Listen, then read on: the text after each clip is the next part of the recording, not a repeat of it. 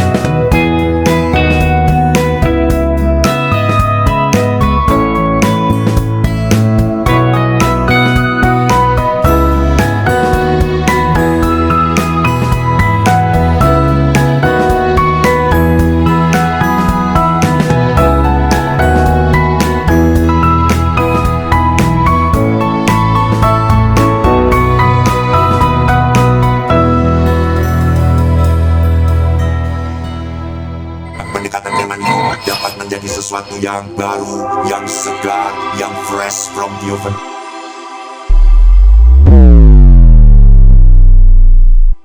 Soul Seeker, kita jangan asbun, asal bunyi, asal bicara. Ingat, kamu orang yang sudah ditebus oleh Tuhan. Jadi harus ada parameter kerohanian. Parameter kerohanian dalam konteks kekristenan bisa mencakup beberapa aspek penting yang terkait dengan iman, hubungan dengan Tuhan, dan praktek spiritual dalam kehidupan. Karena kita harus tahu Roh Kudus bisa undur daripadamu. Sekali lagi, kita harus tahu jika Roh Kudus bisa undur daripadamu.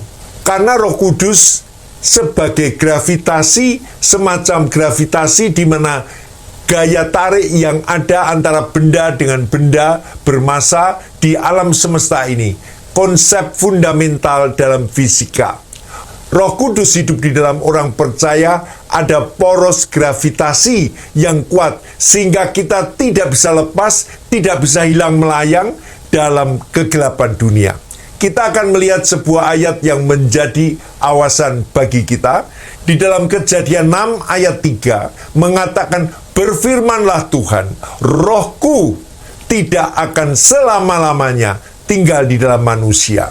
Karena manusia itu adalah daging, tetapi umurnya akan 120 tahun saja. Ayat ini muncul dalam konteks di mana kejahatan manusia sangat besar di bumi dalam Kejadian 6 ayat 5. Menunjukkan reaksi Tuhan terhadap kefasikan. Pernyataan rohku tidak akan selama-lamanya tinggal di dalam manusia bisa diartikan bahwa Tuhan menarik kehadiran khususnya karena dosa manusia dan sifat kelemahan manusia yang sering jatuh di dalam dosa. Sedangkan tulisan tentang batasan umur 120 tahun saja menginterpretasikan pada batas umur manusia atau waktu penantian sebelum hukuman air bah menenggelamkan bumi. Pernyataan ini pada saat peristiwa Nuh dan air bah. Mari kita akan lebih dalam untuk memahami perkataan Tuhan, rohku tidak akan selama-lamanya tinggal di dalam manusia. Hal ini pernyataan tentang roh Tuhan menunjukkan betapa pentingnya kehadiran ilahi dalam hidup manusia melalui roh Tuhan. Karena manusia berusaha hidup sesuai dengan kehendak Tuhan di tengah kefasikan dunia ini. Memang pada zaman Nuh roh Tuhan belum tercurah seperti pada zaman gereja mula-mula, di mana roh Tuhan dicurahkan secara nyata, bukan hanya melulu untuk nabi-nabi, raja-raja atau hakim pada perjanjian lama, tetapi pencurahan Roh Kudus pada hari Pentakosta dalam Kisah Para Rasul 2 ayat 1-4 adalah contoh yang penting di mana Roh Kudus dicurahkan atas para murid yang percaya. Rohku tidak akan selama-lamanya tinggal di dalam manusia. Ternyata bukan saja pada zaman Nuh, melainkan sebuah peristiwa yang tragis dan horrible di mana Raja Saul juga ditinggalkan oleh Roh Allah dalam 1 Samuel 16 ayat 14. Ayat ini berbunyi, tetapi Roh Tuhan telah mundur daripada Saul dan sekarang ia diganggu oleh roh jahat yang daripada Tuhan. Peristiwa ini terjadi setelah Saul berulang-ulang kali tidak taat kepada Tuhan, menyebabkan roh Allah menarik diri daripadanya dan digantikan oleh roh jahat yang mengganggu. Raja Saul menunjukkan pembangkangan terhadap perintah Tuhan. Seperti ketika ia tidak sepenuhnya mematuhi perintah Tuhan untuk menghancurkan bangsa Amalek. Dalam 1 Samuel 15 ayat 1-35. Maka Roh Kudus meninggalkan Raja Saul. Kalau kita melihat ini berarti ketika Saul membangkang, maka Roh Kudus meninggalkan dia. Contoh lain lagi di zaman para rasul yaitu Ananias dan Safira. Pasangan ini ditegur keras oleh Petrus karena berbohong kepada Roh Kudus yang berujung pada hukuman yang berat yaitu mati. Kisah Para Rasul 5 ayat 1-11. Ananias dan Safira menjual tanah, berniat memberikan sebagian hasil penjualan kepada gereja. Tetapi mereka menyembunyikan sebagian uang dan mengaku telah memberikan semuanya. Petrus yang dipenuhi Roh Kudus menegur Ananias karena berbohong kepada Roh Kudus, bukan kepada manusia.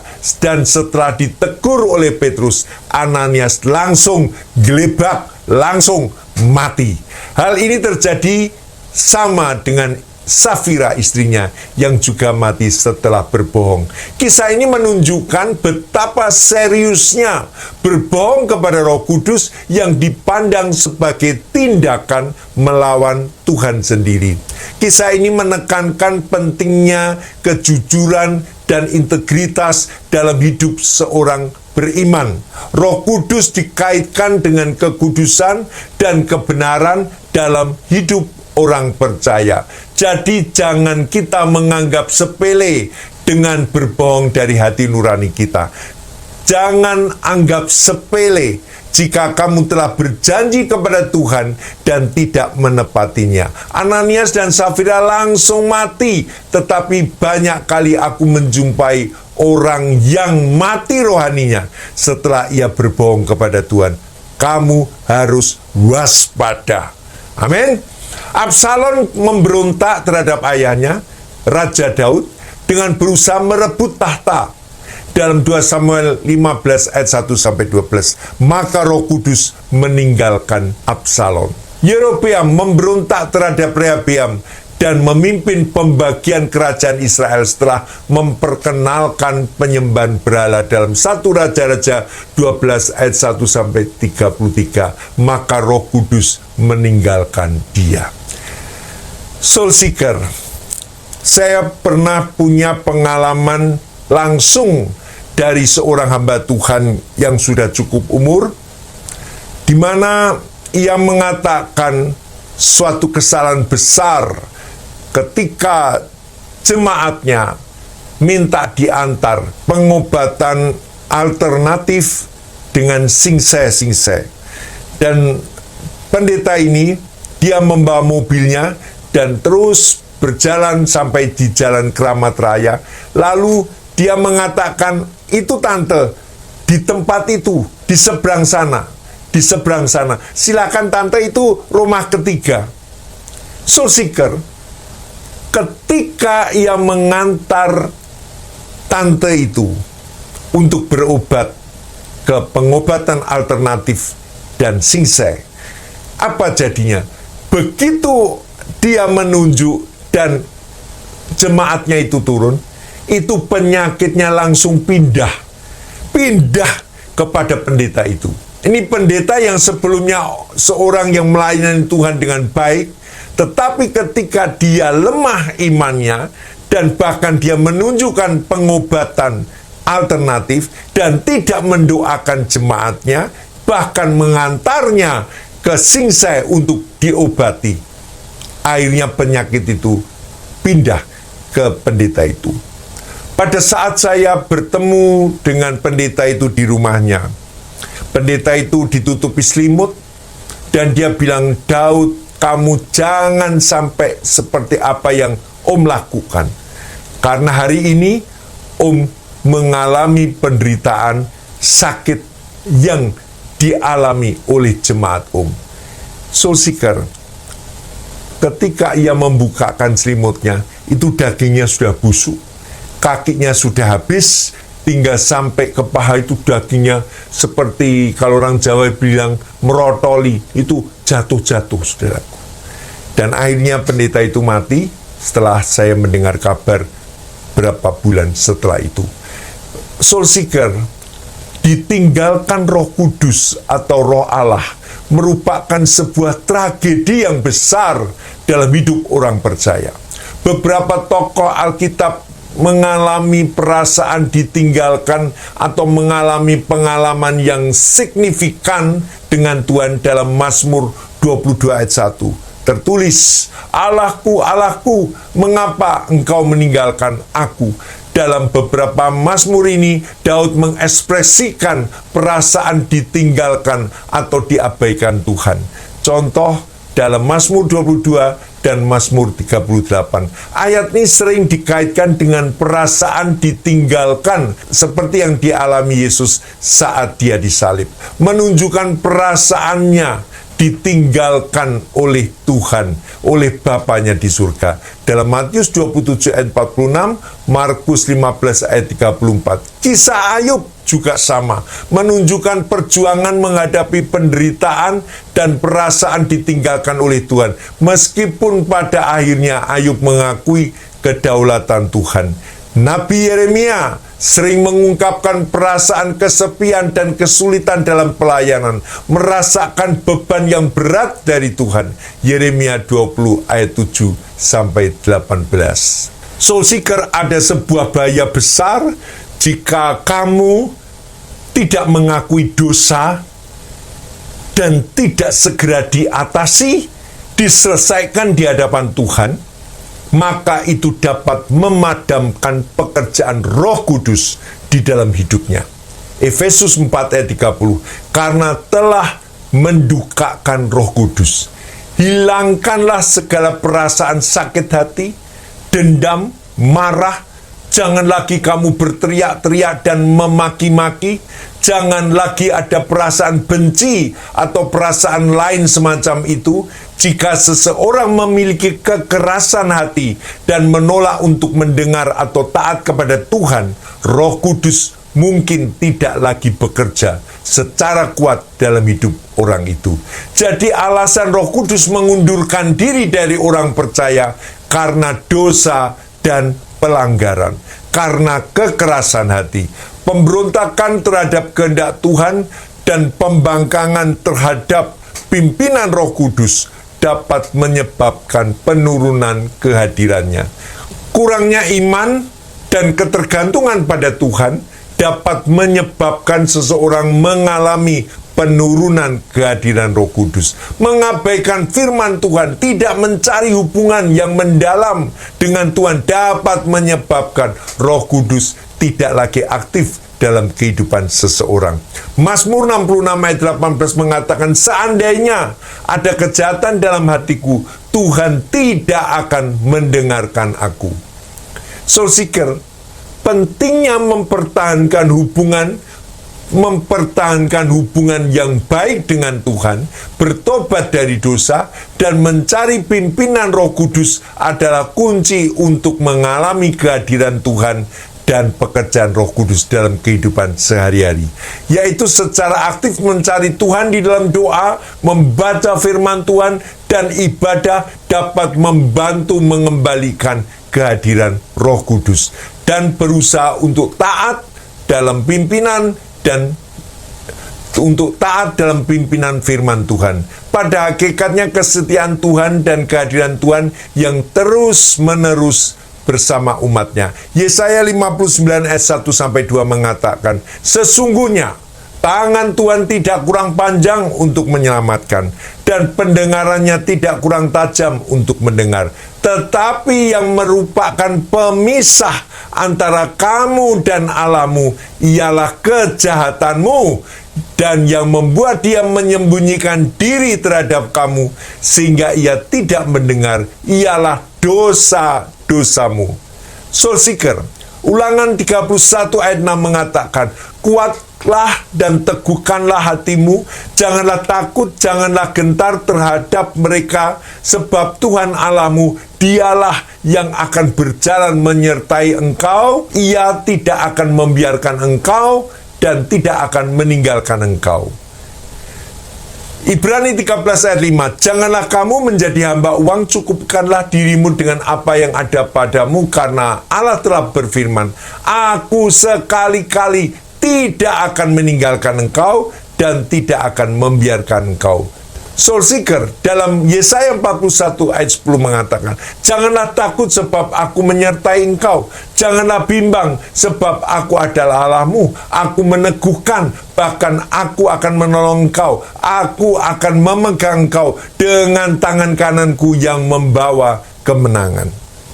Singkatnya, dalam pemberitaan kali ini Soul Seeker, kita harus sungguh-sungguh menjaga Roh Kudus, minyak yang daripada Tuhan itu, supaya kita tetap ada dalam pimpinannya. Kalau kita lihat kesaksian-kesaksian di atas, itu menunjukkan bahwa mereka tidak peka lagi kepada Roh Kudus, dan Roh Kudus tidak bertata dalam hatinya, bahkan Roh Kudus sudah meninggalkan Soul seeker, betapa ngerinya orang yang ditinggalkan Tuhan. Walaupun firman-Nya yang kita baca tadi mengatakan Allah tidak akan meninggalkan, tetapi orang yang hidup tidak dalam pertobatan, bagaimana Allah bisa hidup di dalam dosa? Allah tidak akan bisa bercampur dalam dosa, Dia akan meninggalkan. Oleh sebab itu, cepatlah bertobat, cepatlah minta ampun, selesaikan apabila engkau berdosa, karena engkau harus dan selalu butuh Roh Kudus dalam hidupmu. Amin. Soul seeker, kiranya ini boleh menjadi berkat, walaupun singkat, tetapi aku selalu mengingatkan, jangan sampai Roh Kudus undur daripadamu, karena hidupmu yang tidak kudus, karena hidupmu di dalam dosa. Tuhan memberkati. Havenu Shalom Aleichem. Saya akan berdoa bagi kalian.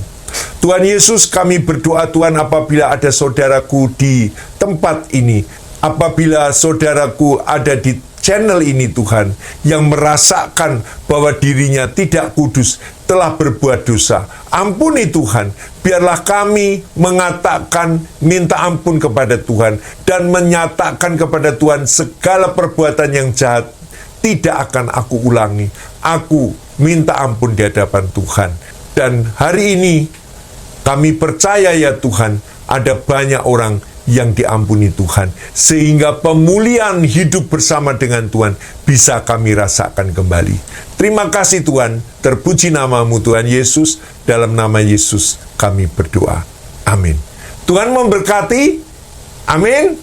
Tetap semangat, tetap kita menjaga kekudusan, karena hidup kita tidak lama lagi.